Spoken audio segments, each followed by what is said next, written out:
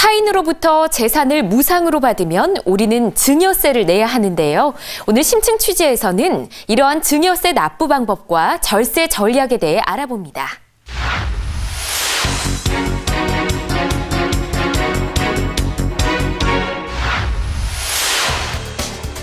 증여받은 재산에 대한 증여세는 얼마나 내고 또 어떻게 내야 할까요? 증여세의 모든 것, 지금 시작합니다.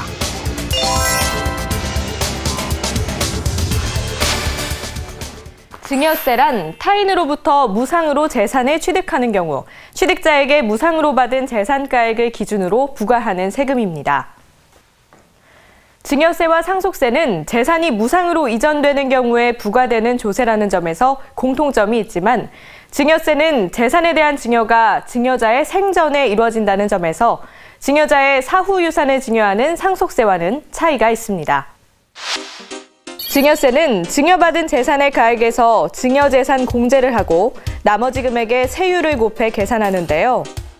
이때 증여세 세율은 1억 원 이하일 경우 10%, 1억 원 초과 5억 원 이하일 경우에는 20%가 적용되고 5억 원 초과 10억 원 이하는 30%, 10억 원 초과 30억 원 이하는 40%, 30억 원 초과 시에는 50%가 적용됩니다.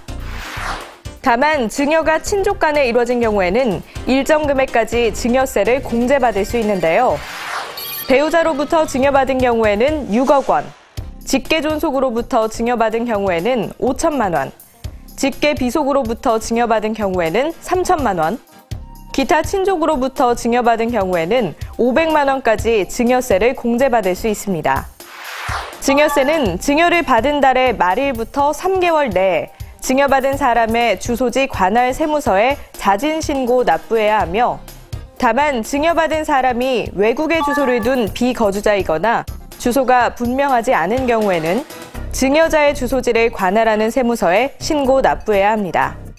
이렇게 기한 내에 증여세를 신고하면 납부할 세금의 10%를 더 공제받을 수 있는데요.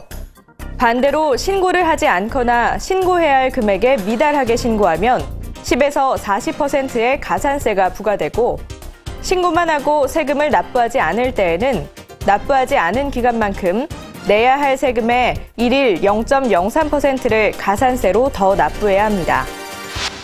자녀에게 부동산이나 주식 등을 증여하는 경우 증여세는 증여를 받은 자녀가 납부해야 하는 것이 원칙이지만 자녀가 소득이 없는 경우에는 부모가 대신 증여세를 납부하게 되는 일이 있습니다.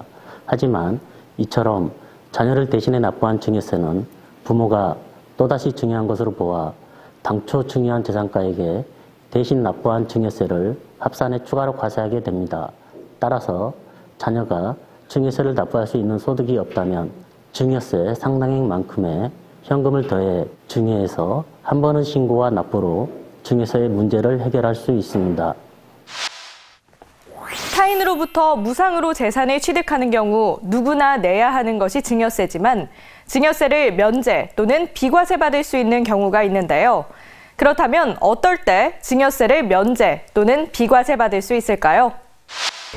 먼저 증여세 신고기한 이내에 증여재산을 반환하는 경우 당초부터 증여가 없었던 것으로 보는데요. 다만 반환 전에 세무관서에서 세액 결정을 하는 경우에는 증여세를 내야 합니다. 또한 증여받은 사람이 증여세 신고기한 경과 후 3개월 이내에 증여자에게 다시 반환 또는 재증여하는 경우에는 반환 또는 재증여에 대해서는 증여세를 과세하지 않지만 당초 증여분에 대해서는 증여세를 과세합니다. 자경농민이 영농자녀에게 농지 등을 2014년 12월 31일까지 증여하고 증여세 과세표준 신고기한까지 감면 신청을 하는 경우에는 5년간 1억 원 한도 내에서 증여세를 감면하는데요. 다만 세금이 감면된 농지 등을 정당한 사유 없이 5년 이내에 양도하거나 직접 농사를 짓지 않을 때는 감면받았던 세금이 즉시 추가 징수됩니다. 이와 함께 장애인이 친족으로부터 증여받은 금전, 부동산, 유가증권을 증여세 신고기한 이내에 자본시장법에 의한 신탁회사에 신탁해 그 신탁의 이익 전부를 해당 장애인이 지급받을 때에는 5억 원까지 증여세가 부과되지 않는데요.